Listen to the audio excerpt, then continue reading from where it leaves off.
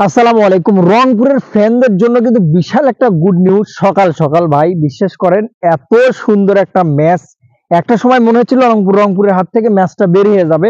রংপুর প্রথমে ব্যাট করে তারা কিন্তু 162 টার্গেট দিয়েছিল গায়নাকে।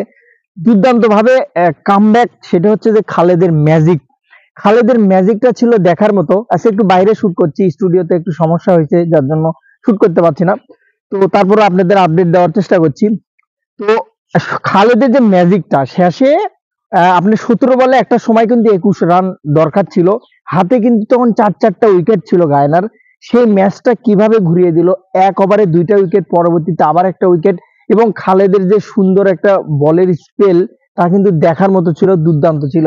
দ্বিতীয়ত শামসির যে কামব্যাকটা, সেটাও কিন্তু দেখার মতো ছিল রংপুরের জন্য। তৃতীয়ত সৌম্য সরকার কিন্তু আজকে এত সুন্দরভাবে নিজেকে মেলে ধরছে এবং সুন্দরভাবে কামব্যাক করেছে। এখন ভাই আপনারা আমাকে বলবেন যে 36 বলে 35 রান, এটা আহামরি কি কামব্যাক?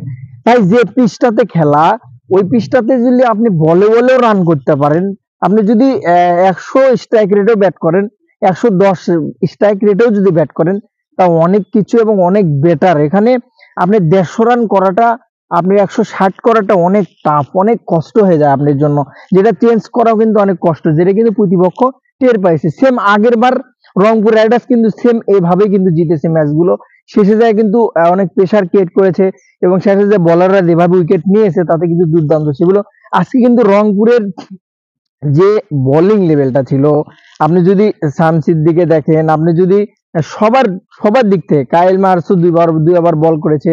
আপনি যদি ওমর জায়ের দিকে দেখেন, ওমর জায় কিন্তু দুইটা উইকেট পাইছে, তারও কিন্তু বিশাল গুরুত্বপূর্ণ ভূমিকা পালন ছিল আজকে কিন্তু এই ম্যাচটাতে।